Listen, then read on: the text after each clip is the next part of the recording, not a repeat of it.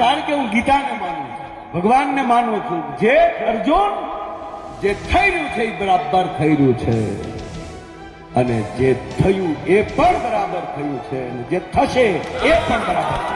હું પણ એ જ કહું કે જે થઈ રહ્યું છે એ સારા માટે થઈ રહ્યું છે, જે થશે એ પણ સારા માટે જ થશે.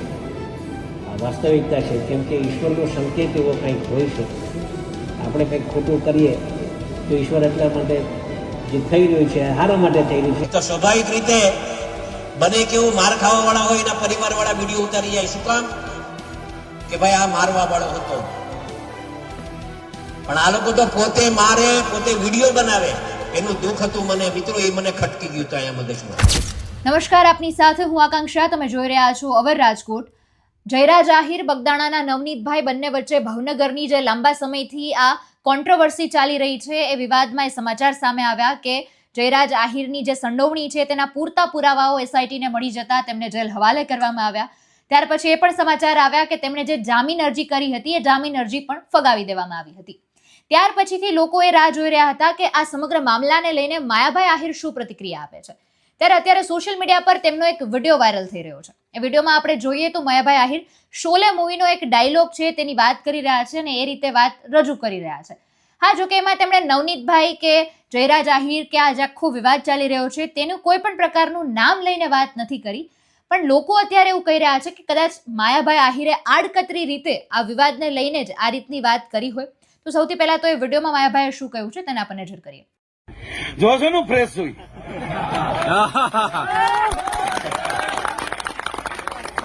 કારણ કે હું ગીતાને માનું છું, ભગવાનને માનું છું. જે અર્જુન જે થઈ રહ્યું છે એ બરાબર થઈ રહ્યું છે, અને જે થયું એ પણ બરાબર થયું છે, અને જે થશે એ પણ બરાબર.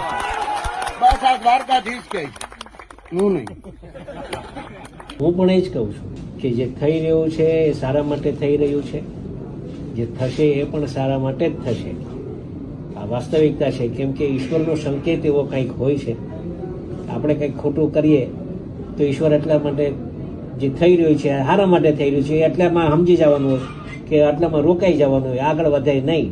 અને એના માટે આ થઈ રહ્યું છે સારા માટે થઈ રહ્યું છે, થશે એ બી સારું જ થશે, અને હવનું ઈશ્વર સારું કરે. એટલે અત્યારે ઘણા બધા તર્ક વિતર્ક સર્જાઈ રહ્યા છે કે શું કામ આ રીતનો ડાયલોગ માયાભાઈ આહિરે વિડીયોમાં વાત કરી છે અને કયા મુદ્દાને ટાંકીને એ આ વાત કરી રહ્યા છે.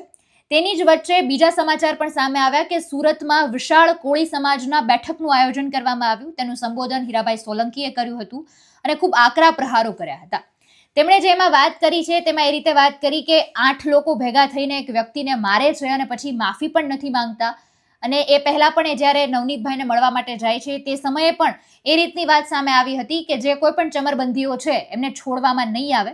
સમાજની સાથે આજે પગલાઓ લેવામાં આવે છે, અત્યાચાર ગુજારવામાં આવે છે, તેની સામે કડક કાર્યવાહી તો કરવામાં જ આવશે. ફરી એકવાર હીરાભાઈ આ રીતની જે વાત કરી છે, આખું વિશાળ ઘણી બધી મોટી સંખ્યામાં કોળી સમાજના ભાઈઓ અને બહેનો ભેગા થયા હતા અને એમાં સંબોધન કર્યું હતું. તો તેના પર નજર કરીએ કે સમગ્ર મામલાને લઈને હવે હીરાભાઈ સોલંકીએ શું કહ્યું છે. એક માર ખાય છે, 8 મારે છે, પણ તોય કહું કે દીકરાએ કઈ માફી બીબી નથી માંગી. એ મર્દાનગીનું કામ છે. એક વાત સમજજો, મારવું અને માર ખાવું ને એ બે મર્દાનગીનું કામ છે. છેતરીને મારવાના પ્રયત્ન કર્યા, છેતરીને, અને વિડીયો બનાવીને એક દહેશત ઉભી કરવા માંગતા હતા. એ તો સ્વાભાવિક રીતે બને કેવું માર ખાવા વાળા હોય એના પરિવાર વાળા વિડીયો ઉતારી જાય. શું કામ? કે ભાઈ આ મારવા વાળો હતો. પણ આ લોકો તો પોતે મારે, પોતે વિડીયો બનાવે. એનું દુઃખ હતું મને મિત્રો, એ મને ખટકી ગયું હતું અહીંયા મગજમાં. મેં કીધું આવી દાદાગીરી સહન નહીં થાય. એ પછી કોઈ પણ હોય ને મિત્રો, આવા તો કેટલાય નવનીતભાઈ પર કેટલાય અવારનવાર ક્યારેક બનતું હોય. પણ અમારા ધ્યાન ઉપર જયારે આ વાત આવી છે ને ત્યારે કોઈ દિવસ અમારા સોલંકી પરિવારે પાછી પાની નથી કરી. આ બહુ સ્પષ્ટ વાત છે, કોઈ બીજી વાત નથી. અમારે અગાઉ પણ આ વાત કરી હતી, આજે પણ ફરીથી આ વાત કરું છું. અહીંયા જેટલા યુવાનો આવ્યા છે ને ખાસ ધ્યાનમાં રાખજો, ક્યારેય અન્યાય સહન નહીં કરતા. આપણે કોઈ પર અન્યાય નથી કરવો, પણ અન્યાય સહન કરવું ને એ બહુ મોટું પાપ છે. અને મેં કીધું ને કે આ જે રીતે આખા ગુજરાતભરમાં મિત્રો આપણે સાચા હતા, આપણો સમાજ સાચો હતો, નવનીત સાચો હતો, એના હિસાબે 18 વર્ણ આપણા હારે હતા હો. કોઈ એમ કહેતો હોય કે આ સમાજ તમારા હારે નથી, એવું નહોતું. આપણે નામ નથી આપવા, પણ દરેકે દરેક સમાજને એવું લાગ્યું કે આ ખોટું થઈ રહ્યું છે.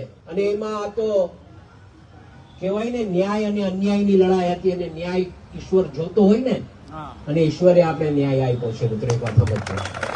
એટલે અત્યારે ફરી એકવાર આ વિવાદ છે એ આ રીતે સામે આવી રહ્યો છે. આવનારા સમયમાં ખબર પડશે કે હજુ પણ નવી અપડેટ સામે શું આવે છે.